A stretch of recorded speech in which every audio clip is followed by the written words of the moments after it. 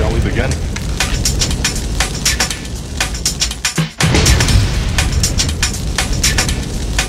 Let's begin now. What is going on, guys? It's Dan the Man, aka Daniel's son, and we are explaining the ending of the nice romantic series, Nisekoi. Nisekoi has been, manga-wise, been over since 2016. Has 2 seasons of an anime series, and it also has a live-action movie. So a lot of people are left, what the hell happened? Who did Raku choose? What is going on? So that's what I'm going to explain, and I'm pretty sure if you guys are watching this video, you've already seen the anime series, and that's where you're coming from. You want to know what happens. We'll briefly explain these characters, and then we'll dive into what exactly happens to these characters at the end.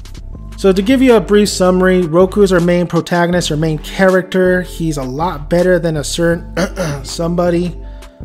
You know who I'm talking about. Nani? He actually has the balls to pick one of the girls that we're introducing here in the series, and I respect that. And he's a likable character. He has cooking skills. He's the heir of the Yakuza. His father is the boss of the Yakuza, which is pretty hilarious because he doesn't strike as a Yakuza member whatsoever. He's technically not, but he's pretty much in the family. So he made a promise to a girl 10 years ago, and he played with this girl. He ended up falling in love with this girl, and he gave her a key and said, listen, one day we'll meet again. I have my locket right here, and when you open the locket, I will marry you. That's basically the whole plot of the series, is that he makes a promise to, he doesn't even remember who, but he is holding on hope that he will reunite again to this person that he met and marry her, or at least hoping that there's one particular girl that is her. We get introduced to other girls. We get introduced to Chitoge. And I know I'm going to be pronouncing these a little bit different because of my Mexican accent. I'm very sorry. I'm just trying my best here. So Chitoge is this blonde, blue eyes, comes from America, and transfers over to this Boneyard High School in Japan. So the first impression with, she meets Raku in a very hilarious kind of way because she's late and she jumps over a wall and she just like drives her knee into his face, and then he ends up losing the locket, and that's kind of like our first episode where she helps him find the locket, and then they find out that their fathers, they have this little meetup, and their fathers put them together as fake lovers so the two gangs don't fight each other, and they're at neutral, and there's like a Romeo and Juliet situation, but all the gangs are for it except for Claude, who is Chitoge's kind of bodyguard. But they basically, first time they meet, they don't like each other, and now they're stuck into this fake relationship. Now another girl is Onodera. Now Onodera, Raku actually really loves and likes and has a big crush on. So does she. She loves Raku.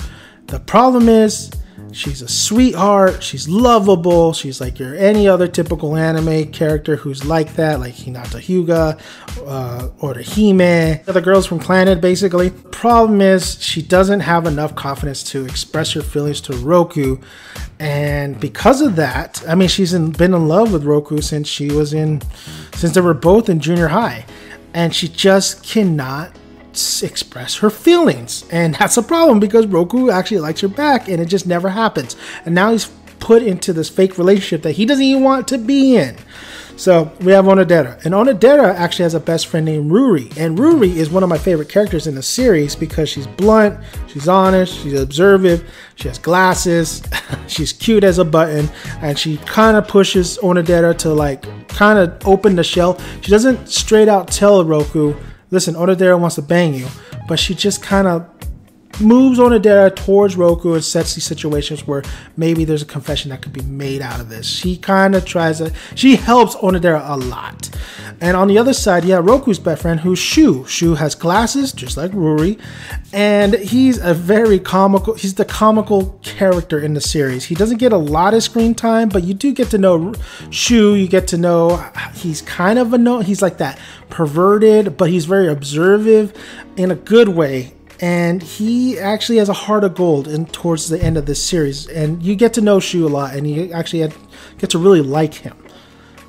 So that's the whole kind of big plot on this thing, but then you get introduced to more girls throughout the series. You get to more shenanigans, more running jokes. You get introduced to Chitoge's bodyguard and lifelong friend, Sugumi, which I really love. I think she's adorable. She's absolutely stunning. A lot of people didn't know she was a woman though. They thought she was a boy in the very beginning, and then they find out she, including Raku, finds out that she's a woman. She's an assassin. She's she's, like I said, a bodyguard to Chitoge. She's there to watch the relationship between the two. Her mentor is Claude, and Claude's like, hey, I need you to be the Terminator if something goes down, all right? Take him out. Take him out. Okay. Sugumi, she, throughout the series, you kind of see that she starts becoming a little bit more womanly. She starts embracing it a little bit more. And not only that, she starts developing feelings for Raku. So that gets thrown in there. But wait, there's more. Then you have one, probably if I had to choose all the girls, my girl, Tachibana. Tachibana is awesome. Okay, she is basically Onodera and Chitoge combined, where she can be blunt, but yet she could be adorable at the same time. She's in love with Raku. The thing is, this whole lockets, the locket and the keys situation gets a little bit more crazier throughout the series. We find out Onodera has a key. We find out Chitoge has a key. We find out Tachibana has a key. We also find out this next character who has a key as well, and her name is Sensei Yune. That's right, Yune is a sensei. She's practically almost the same age as Raku and all the other girls, just maybe like a year or two above, and I believe a year above. I think she's a year above. But she comes in the picture after the first teacher in the series gets married, has kids at the end of this series. I'm going to touch upon the main characters more. But Yune comes, and she is one of Raku's kind of big sisters, so to speak. She's a mafia member too, the Chinese mafia, and she has nobody. The only person that she has is kind of Raku back in the day, because all these girls, Onodera, Chitoge, Tachibana, Yune, even Sugumi, even Onodera's little sister, whose name is Haru, and we'll touch upon her later. All these women were playing with Raku when he was a kid, and only Tachibana, Onodera, Chitoge, and Yune are the ones that have the key. They have the key to maybe unlock his locket, but nobody knows who was the promised girl that he promised to. And then it gets more crazier and crazier. We get more in detail kind of towards the last arcs of the manga. Before that, it's more shenanigans. It's more kind of just a slice of life, pretty much reading and watching. So getting down to it, we got to talk a little bit of Onodera's sister, Haru, real quick. And Haru is the little sister of Onodera, and she thinks her Prince Charming is Raku, because there's a certain something that happens where she actually ends up having the lock for a little bit, but gives it back to Raku. She actually develops feelings for Raku as well as the other girls. So let's start with her. So Haru is a nice. I know a lot of people thought she was annoying.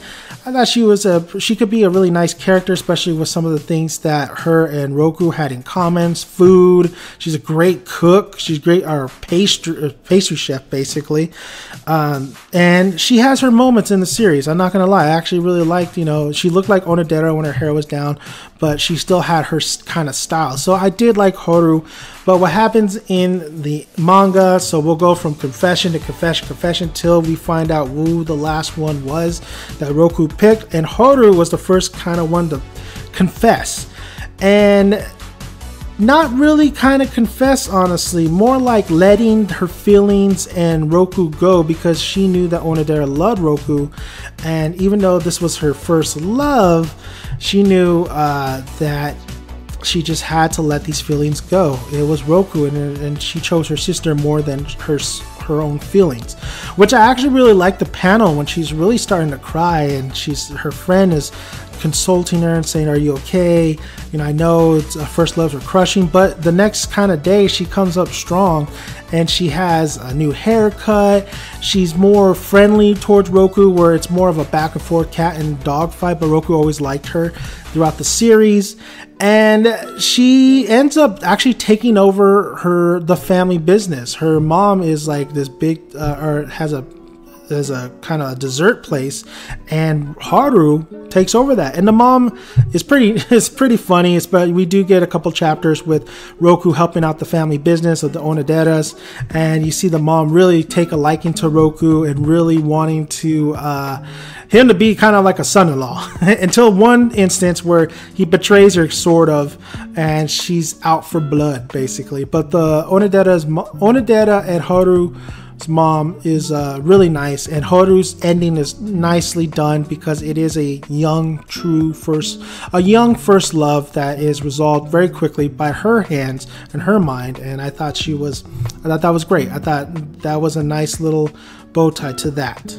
Then we have Tsugumi, and Tsugumi, if there was to be a spin-off of Nisekoi, one of the spin-offs I would love to have is for Tsugumi. I think Tsugumi, throughout the whole series, yes, the problem is Raku never really had, where his feelings lie throughout the whole series. There's never a moment where you're thinking Tsugumi's going to be the one true love for Raku. She doesn't have a key. You just never see him developing feelings like that to Tsugumi throughout the series. He compliments her, says, you know what, you look really beautiful in that dress, and she like blushes and then she's embarrassed, but there's just never that sense that he's going to choose her, which is a damn shame because Tsugumi is really, really awesome. I think she's a great, the fight between her and Honda, which is Tachibana's assistant, is fantastic in this one particular arc. I thought that was a great fight, and this is like a romance anime or manga. She asks Chitoge, you know, what do you have feelings for Raku? And Chitoge in her bed says, who would like that bean sprout? I mean, we always fight this and that, but you know what? I started falling in love, and Tsugumi at that point knew, even though she also was in love with Raku, said, okay, I love Chitoge more, just like Haru, I love Chitoge more than what these feelings are. I want to see her happy, more happy than me. So with Tsugumi's confession, another one I liked. I mean, Roku's in class, he's sitting down, and then she covers his ears, and thanks him for being the first love she's ever had, because there's a lot of moments where she almost kisses Raku throughout the series, and this one you think she is gonna kiss him on the forehead or something, but no. So she pretty much confesses without Raku hearing, so she's covering up his ears, and Raku goes, what the hell were you talking about? And Tsugumi says, nothing, just really nothing. So I thought that was a nice confession with Tsugumi. That's another good confession on the books. Tsugumi, I would like to see a spin-off where she basically, you know, I would love to see her find her true love. And, you know, you can have Paula, which is another assassin who looks up to Tsugumi, kind of venture in, even though we'll get to Paula's ending in a bit. Paula's ending is basically she becomes a scientist. Yeah, I know, it's really odd because in the whole series she's this assassin and she's going on missions with Tsugumi, even Raku at one point, and she becomes a scientist. She graduates, becomes a scientist in high school, so after high school. So Tsugumi, at the end of the manga, Tsugumi actually is still with Chitoge. Chitoge will get to her ending, but at some point Tsugumi has to fill in to be a model, and she looks banging. She's gorgeous. She still has her ribbon that Chitoge gave her a long time ago. I mean, ribbons in this series seems to be very meaningful, and that's kind of where her story kind of ends. And you kind of hope that hopefully maybe we find out if she does find a true love later on. But she has this big relationship with Claude. Claude is the one that brought Tsugumi in, and because Tsugumi had no family, none of this, and kind of like this other, like Yune, kind of exactly like Yune, who doesn't have anybody but Raku, but Tsugumi never really kind of made herself, she never went in a down to dump. She always moved forward. So that's always nice. And so Tsugumi, actually, Claude, is hilarious because Claude throughout the whole manga thinks he wanted Tsugumi to marry Chitoge because he thought she was a boy. Even throughout everything, even raising her, he still thought she was a boy. And she finally rips off her clothes and says, "These are boobs. I'm a woman. What the hell are you thinking?" And Claude finally finds the truth. But everything ends pretty nicely. So Yune is a really strong candidate, actually. I thought when she came into the picture, she had grace. She loved all the girls. She loved, of course, Raku. But you thought it was a brother and sister kind of relationship, but it wasn't. They're not related. It's just, she always had an admiration of Raku. And actually, in the manga, she steals a kiss from Raku. So Roku's first kiss is actually from Yune. So Yune stays with Raku at some point. In one of the chapters, she has a week to either confess to Raku or she has to marry one of these suitors that they put her on. And she has like a little watcher as well. She has such a flirty but fun personality that Raku never really kind of takes it too seriously. But at some point, Yune says, "Listen, I know this is sudden. I love you. I want to marry you. Let me know what your answer is." She says this basically while he's cooking and she's in the hallway. And later on that evening, Raku finally mans up and says, "Listen, I don't view you as that. I view you as kind of a bigger sister. I'm honored. I'm happy that you thought that way. But to me, you're always going to be my big sister. You're like your family to me. And I don't want you, I don't want you to go, but I'm just letting you know I don't feel those feelings for you." And they share an intimate moment, and because she has this thing where she always falls asleep next to him, the shenanigans. And she puts the covers over his head, gives him like a little kiss, and then leaves. And then you think Yune's out of the picture. She runs away. She has to marry this person. But no, she's actually just moves to a different kind of rents an apartment, basically. And the whole thing about her having to marry a suitor was basically a lie from the little watch guardian that she had. But she said that if you order it, just stay it. And when you're ready, then you'll find somebody, and we'll hold off all these suitor stuff, because eventually you will have to marry somebody and carry on, the legacy of this Chinese mafia. And she's like, "Oh, well, I ordered that. Basically, I will fall in love in due time with somebody that I truly love." So Yune's ending is actually, so they have a great relationship still, her and Raku. There is that big sister and little brother kind of dynamic. It's now at the end of the chapter, I don't get that sense of she loves him anymore. She loves him in a different way. And she has kids. She has a kid. And we don't know who the husband is. We don't know who she married or she got knocked up by. But she's happy. She can't wait to see Raku and everybody else. So Yune is still happy. She now has her family of her own. So now she's not lonely. So Yune, a great character. Really fun. Liked her as a teacher too. So she gets her happy ending. Just to let you guys know is that, there's more to the story, okay?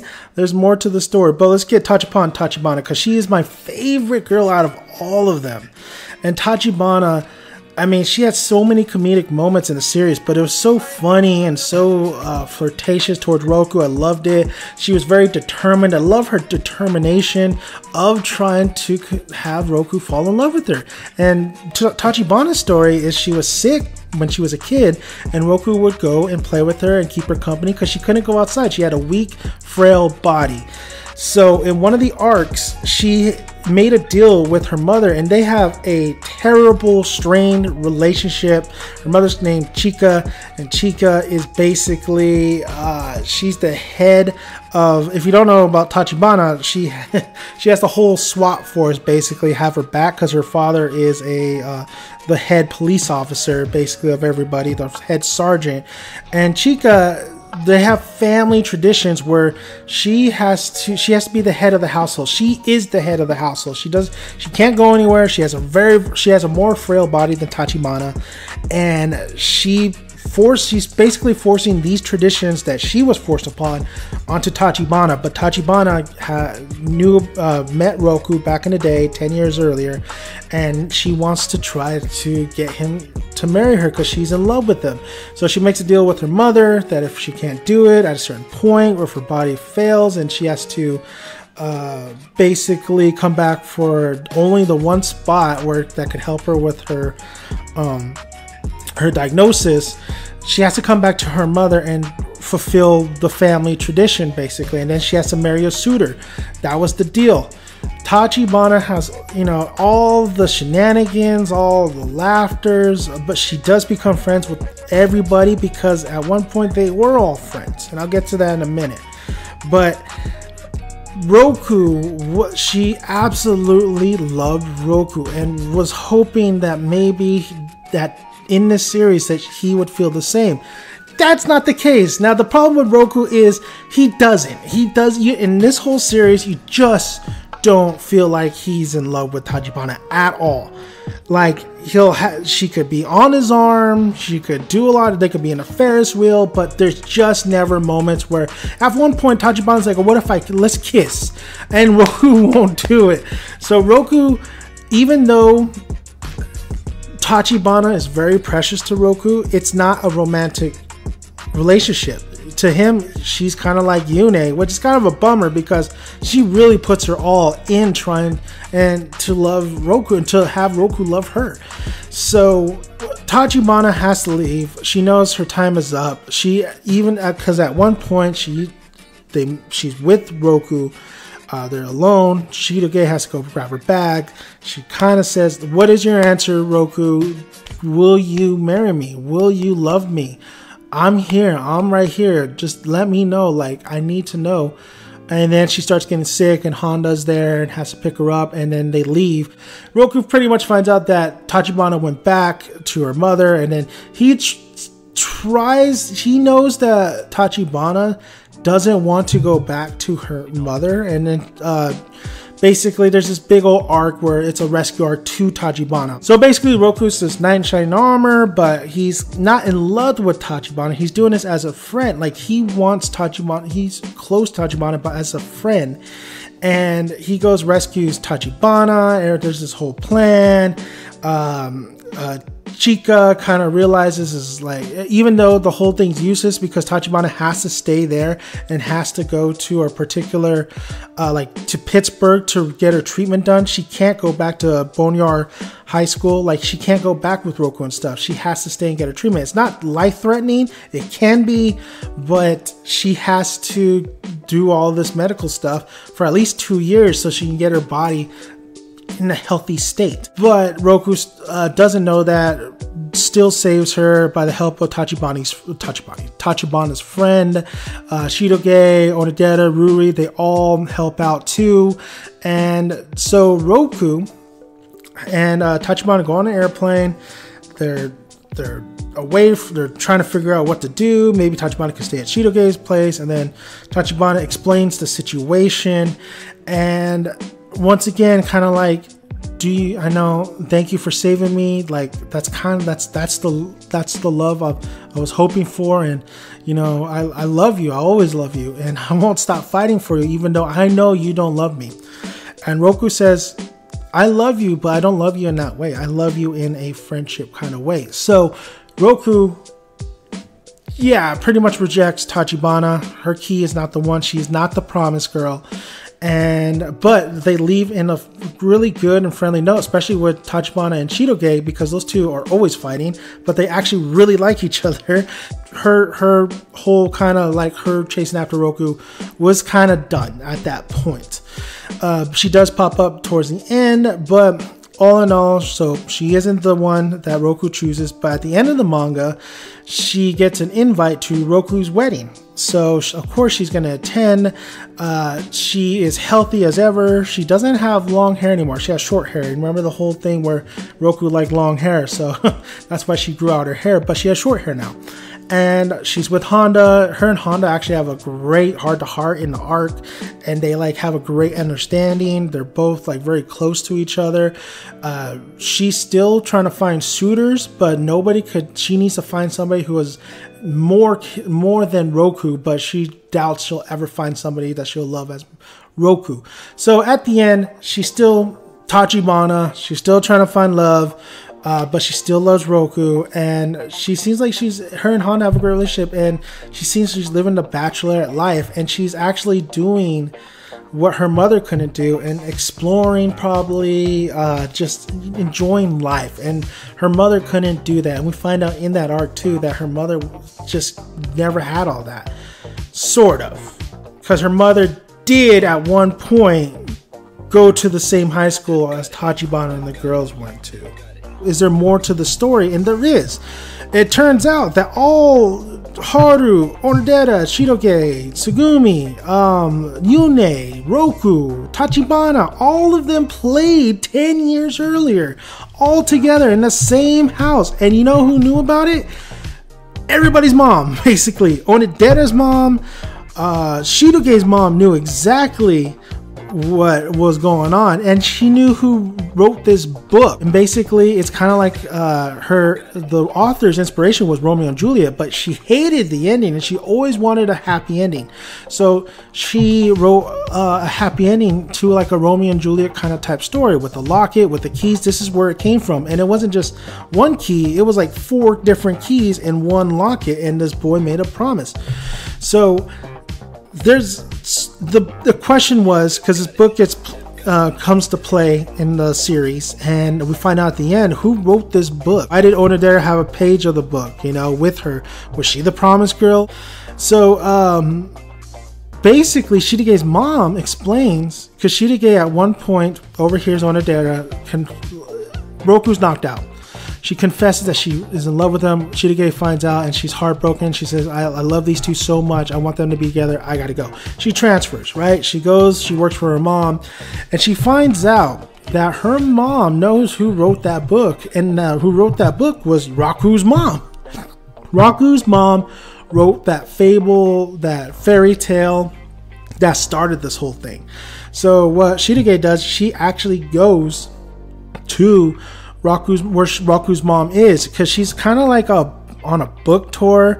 Like, she's as busy as Chitoge's mom, but she is an author, so she's always on tour. It's pretty strange, because you just finally get a light bulb and you're like, oh yeah, that's right, where the hell is Raku's mom been? We didn't even get a mention of her until now.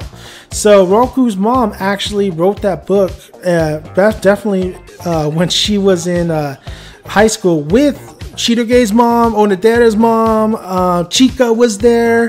Like, all the girls were actually in the same high school. So Raku's mom tells Chitoge, listen, there's this one spot where you guys used to always play at. You'll find your answers over there. I don't have any more answers for you. But she does. She lies. She knows exactly how this whole story came to be.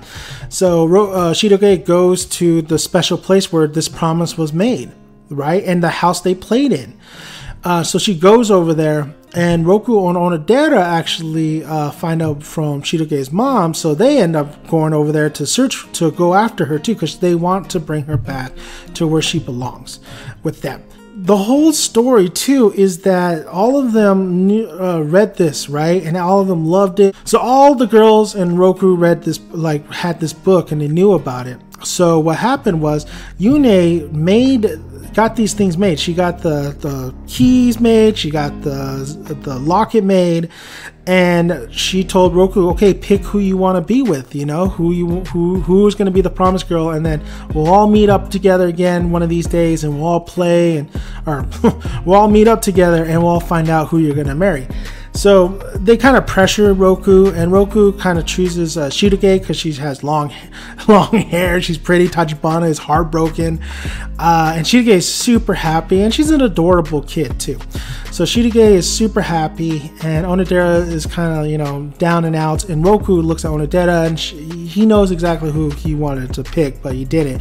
But later on, Roku actually says, you know what, I'm gonna tell Chitoge I want you to be the promised girl. I want you to marry you someday. And Chitoge overhears this, just like how she overheard Onodera when Roku was knocked out. So Chitoge overhears this. She knows that Raku and Onodera are perfect for each other. They get back in kind of like a group, and she says, you know what, no, Onodera, this is your key. You should be the promised girl. And then Onodera and Raku actually have they do little letters and they put it in the locket. So leading into the next confession is Onodera. Onodera finally confesses to Raku. And Raku, we all see it. We all knew. All right. If Onodera is confessing already, that only means one thing: that that's not the one he loves anymore. And he does not. He tells Onodera, or Onodera figures it out. You know, she confessed that I love you. You know, I want to be with you. And then Onodera just realizes, but you don't feel the same. I could tell that you've fallen out of love with me. And Raku kind of, as I'm finally manning up, and says, I'm sorry. At one point I did, but I fell in love with this freaking gorilla.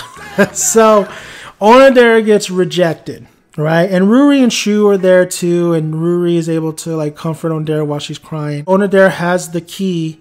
Raku opens up the locket, and he reads the letters, right? He reads the letters. And then Chitoge actually is at that rock, at that promise, and she did see that there was names of Onodera and Raku together, like the names together, and knew that Onodera was the promised girl. She's the promised girl. So yeah, Onodera is heartbroken. She was rejected, but she has this kind of like smile because she knows she loves Chitoge too. So she knows that even though she's not going to be with the man she loves, that Chitoge is perfect. Like, she wants, if it's anybody, she wants Chitoge to be with Raku. And that's what kind of happens at the end. Raku finally meets up with Chitoge, explains why, why he loves her, and those two get together. And so, it's a lot of explaining to do. So basically, yes, Chitoge is the winner. She is the one that Raku falls in love with. And if you really watch the series or read the series, definitely reading it, you feel like this is planned from the very get-go. I mean, there's a lot of instances where, yeah, Raku is supposed to gradually fall in love with Chitoge. And even though they forgot and they don't remember meeting all each other 10 years ago, they still have these strong bonds, of course, when they all get back together as well. I really, I liked Onodera too, but my God, throughout the whole series, I'm just waiting for Onodera to finally freaking confess, do something, be on the offense. She has her moments throughout the series, but you could just tell what the author was trying to do was just tie this little bow to the Raku and Chitoge couple.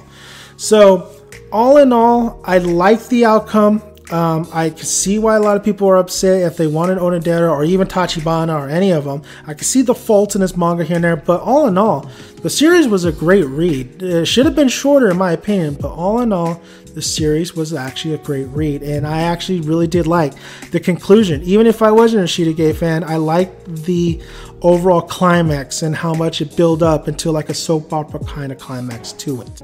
Now, a lot of you might be thinking that, yes, Chitoge or Raku or Onodera or Raku, best couple. But in my mind, the best couple was actually Ruri and Shu. That's right. Ruri actually throughout the whole series develops feeling for Shu, even though she tries to reject those feelings, and at the end actually confesses to Shu while they're searching for